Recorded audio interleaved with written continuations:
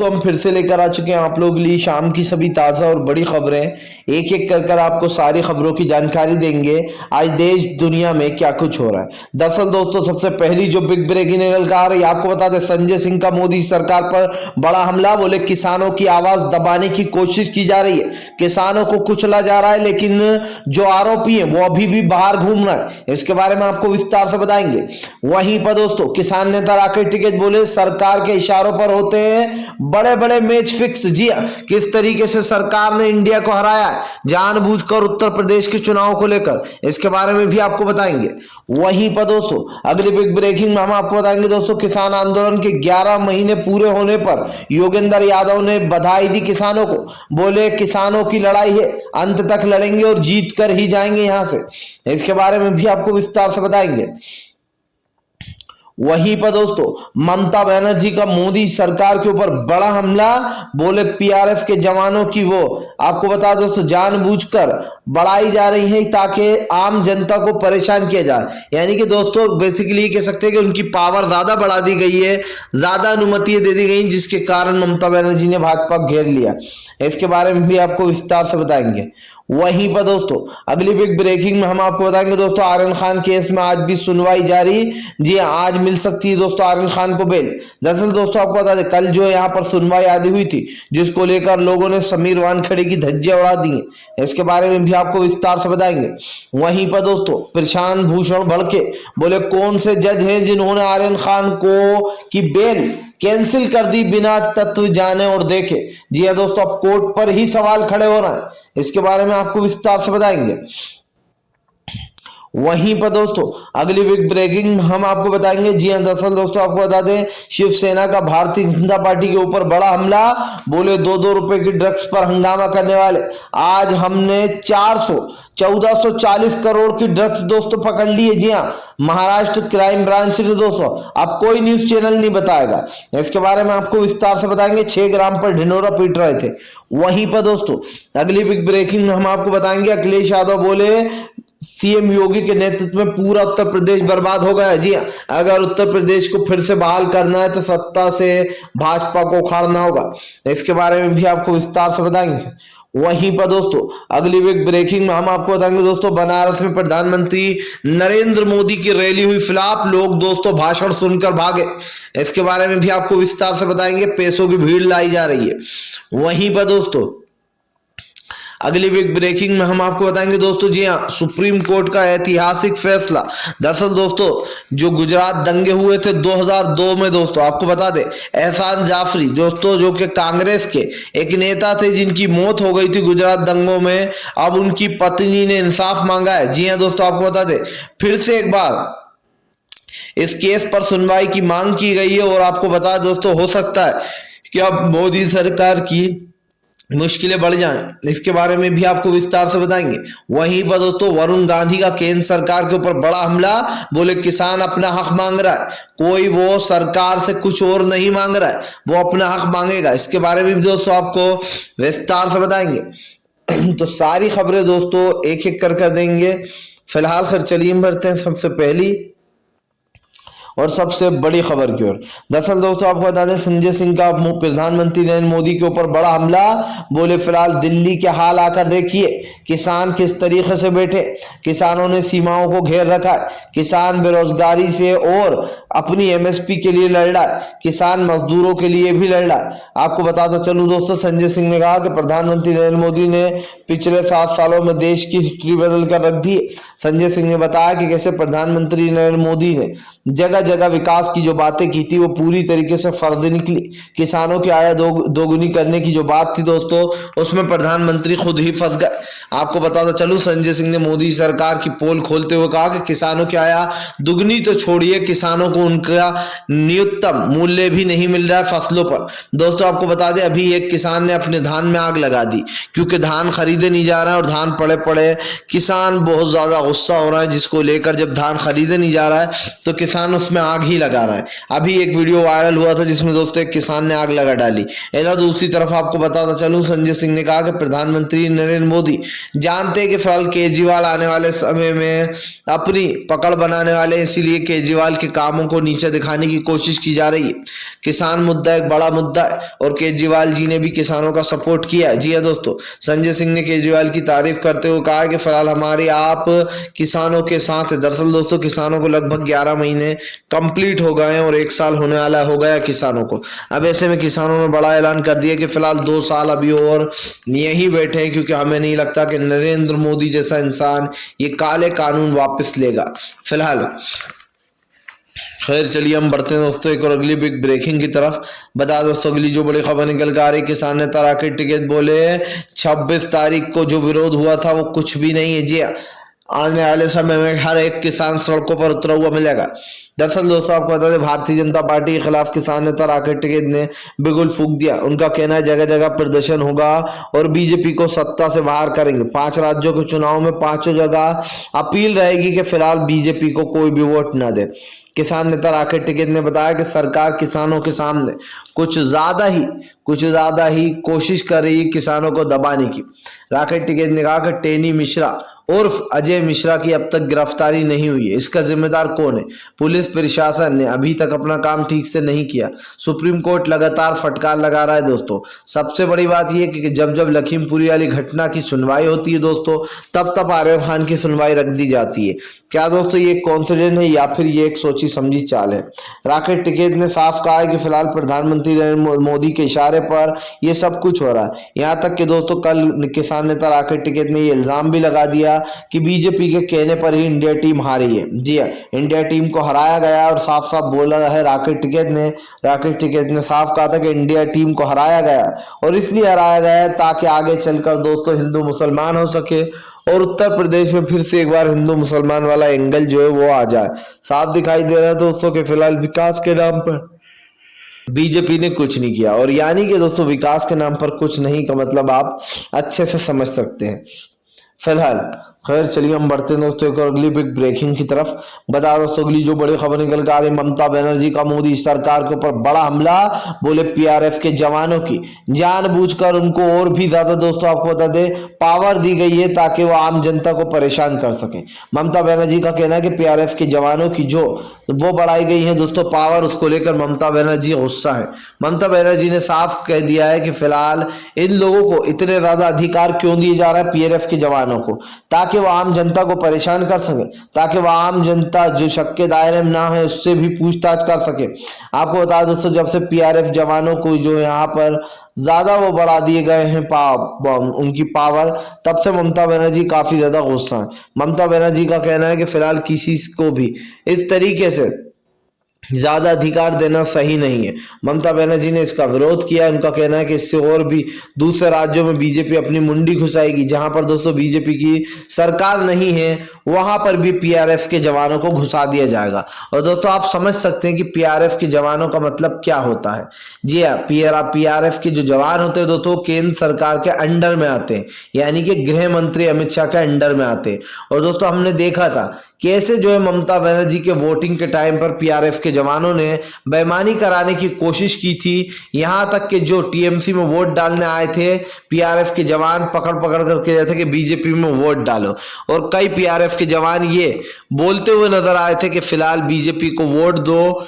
इधर साफ दिखाई देता है दोस्तों कि पीआरएफ के जवानों को ज्यादा पावर देने का मतलब ही है कि प्रधानमंत्री नरेंद्र मोदी दूसरे राज्यों में भी घुसना चाहते हैं। साफ दिखाई दे रहा है कि जहां जहां दूसरी सरकारें, चाहे वो कांग्रेस की हो या फिर दोस्तों बंगाल में टीएमसी की हो, दिल्ली में केजरीवाल की हो।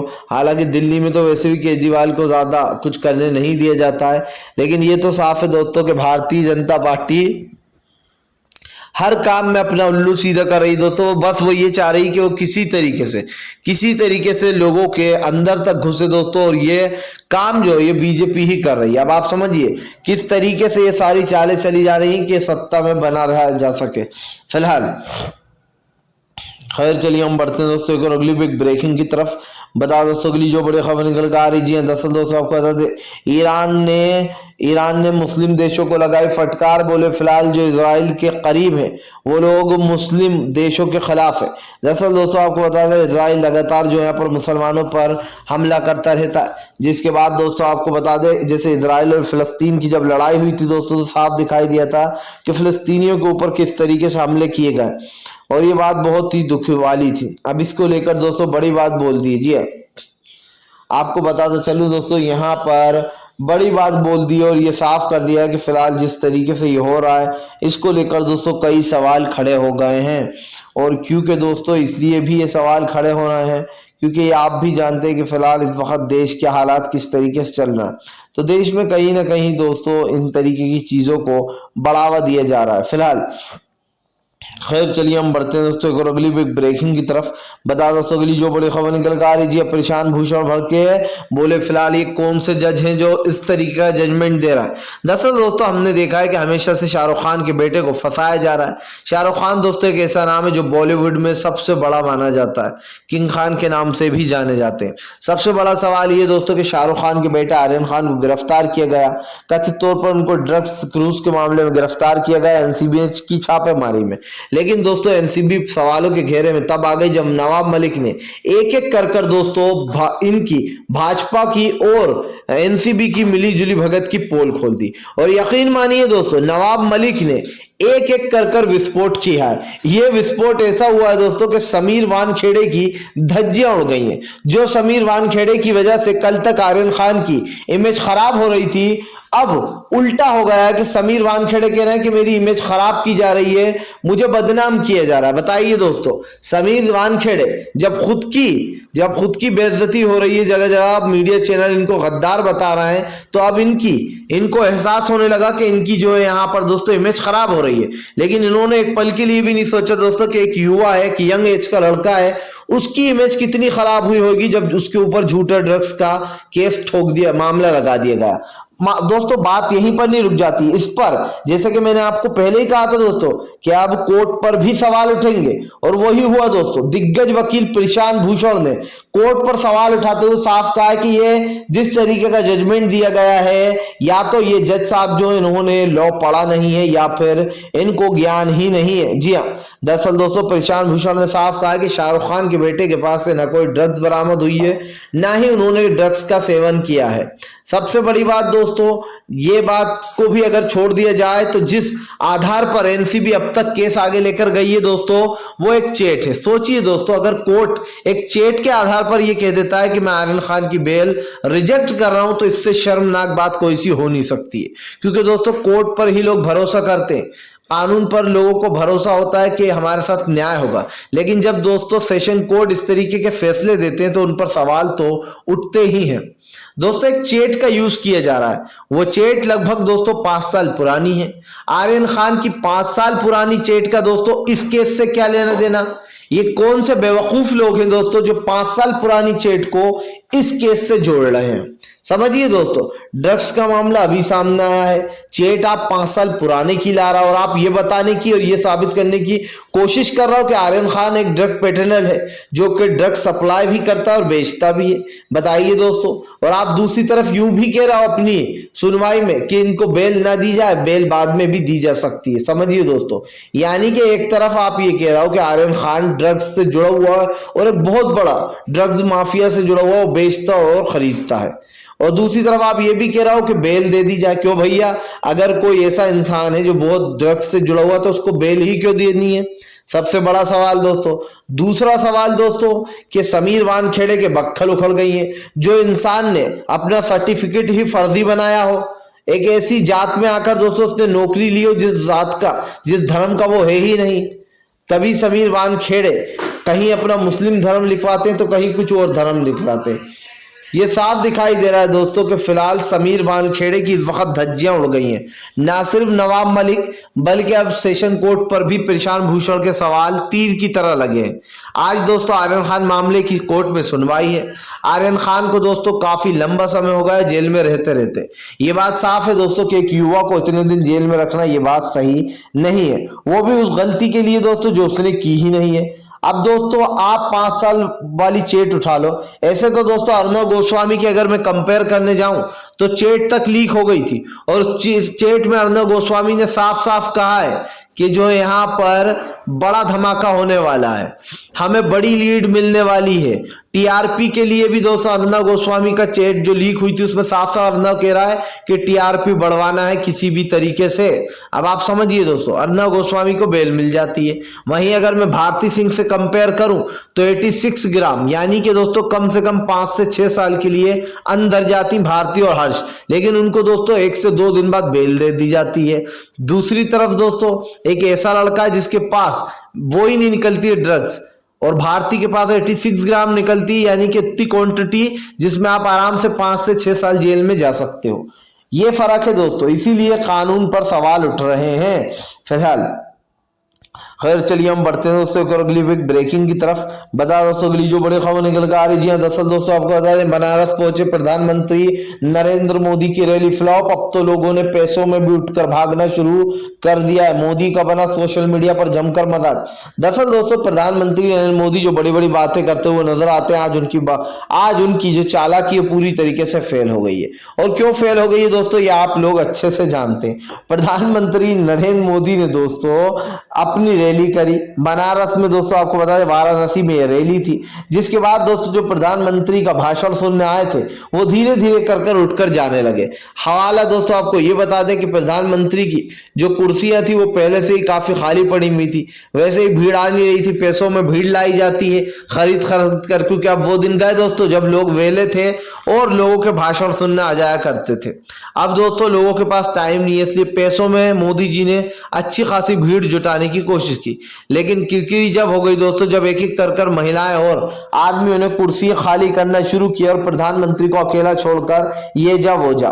साफ दिखाई दे रहा है दोस्तों कि प्रधानमंत्री की रैली का मजाक तो बना ही, लेकिन लोगों ने प्रधानमंत्री को भी इसमें आड़ा हाथ ले लिया। लोगों ने कहा ये देखिए ये है प्रधानमंत्री जी की रैली जो कि पूरी खाली पड़ी है। और खाली क्यों पड़ी है, क्योंकि अब देश की जनता प्रधानमंत्री नरेंद्र मोदी के जुमलों से मजबूर हो गई है, परेशान हो गई है। दोस्तों मैं आपको लिख के दे देता हूं, भाजपा ये जो प्रॉपर्टियां बेच रही है, इस देश का जो सौदा धीरे धीरे कर रही है दोस्तों, ये तो अब उसने कर दिया।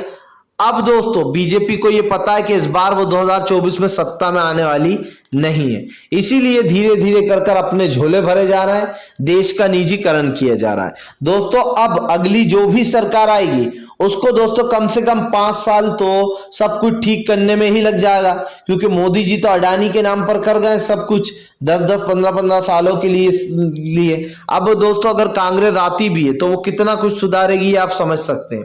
मोदी ने देश का सत्यानाश कर दिया है और इस बात को दोस्तों झुटलाया नहीं जा सकता कि अब देश की सारी संपत्तियां अडानी और अंबानी के पास हैं। अब अगर किसी और की सरकार आती भी है दोस्तों तो उसको ये सब कुछ सुधारने में ही काफी टाइम लग जाएगा। सबसे बड़ी बात यह है कि सरकार को देश चलाना है दोस्तों, और देश चलाने के लिए चाहिए पैसा फिलहाल। खैर चलिए हम बढ़ते हैं दोस्तों एक अगली ब्रेकिंग की तरफ। बता दोस्तों अगली जो बड़ी खबर निकल कर आ रही है, दरअसल दोस्तों आपको बता दें प्रधानमंत्री नरेंद्र मोदी की बढ़ गई है मुश्किलें दोस्तों। फिर से एक बार खुलेगा 2002 गुजरात दंगे वाला मामला। दरअसल दोस्तों गुजरात के 2002 के वो दंगे हैं जिसमें दोस्तों आपको बता दें कई लोगों की जानें चली गई थी, कई लोग दोस्तों गंभीर रूप से घायल हो गए थे। गुजरात 2002 के दंगे दोस्तों काफी खतरनाक माने जाते हैं और माना जाता है कि प्रधानमंत्री नरेंद्र मोदी के नेतृत्व में ये सब कुछ किया गया था। इसका इल्जाम जो है वो प्रधानमंत्री के ऊपर। अब आपको बताया दोस्तों इसमें एक कांग्रेस के मंत्री थे जिनकी 2002 गुजरात दंगों में जान गई थी। इनका नाम था दोस्तों एहसान जाफरी। एहसान जाफरी दोस्तों कांग्रेस के ही एक नेता थे। जिसके बाद दोस्तों आपको बता दें अब जकिया एहसान कौन है दोस्तों, उनकी पत्नी है जिनको अभी तक इंसाफ नहीं मिला है। अब जकिया एहसान ने दोस्तों कपिल सिब्बल द्वारा इस केस को फिर से एक बार खुलवाया। और कोर्ट से ये अपील किए कि उनको अभी तक इंसाफ नहीं मिल पाया। और दोस्तों इंसाफ ना मिलने का मतलब समझिए कि जब तक इंसाफ ना मिले तब तक लोगों को कोर्ट में केस लड़ना चाहिए। इधर दूसरी बात दोस्तों आपको बता दें, अब एहसान जो जाफरी थे दोस्तों, उनकी पत्नी जकिया एहसान ने साफ साफ कोर्ट में ये अपील की है कि फिलहाल इसकी फिर से जांच की जाए। आपको बता दें कपिल सिब्बल ने कहा है कि हम बहस करने को तैयार हैं, जल्द से जल्द बहस कराई जाए। साफ दिखाई दे रहा है दोस्तों कि गुजरात दंगे फिर से एक बार खुलते हुए नजर आ रहे हैं। हो सकता है मोदी जी को इस बार कटघरे में खड़ा किया जाए जी दोस्तों, क्योंकि भाई यहाँ पर गुजरात दंगे वाला मामला फिर से खुल रहा है तो साफ है। फिलहाल अगर आपको दोस्तों वीडियो पसंद आए तो इसको लाइक कीजिए, चैनल पर पहली बार आए तो सब्सक्राइब करने के साथ साथ पास में एक घंटी आएगी यानी कि बेल आइकन दोस्तों, उसको जरूर दबाइए ताकि हमारे हर वीडियो की अपडेट आपको मिल पाए और इसी तरीके के वीडियोस दोस्तों हम आपके लिए लेकर आ पाए।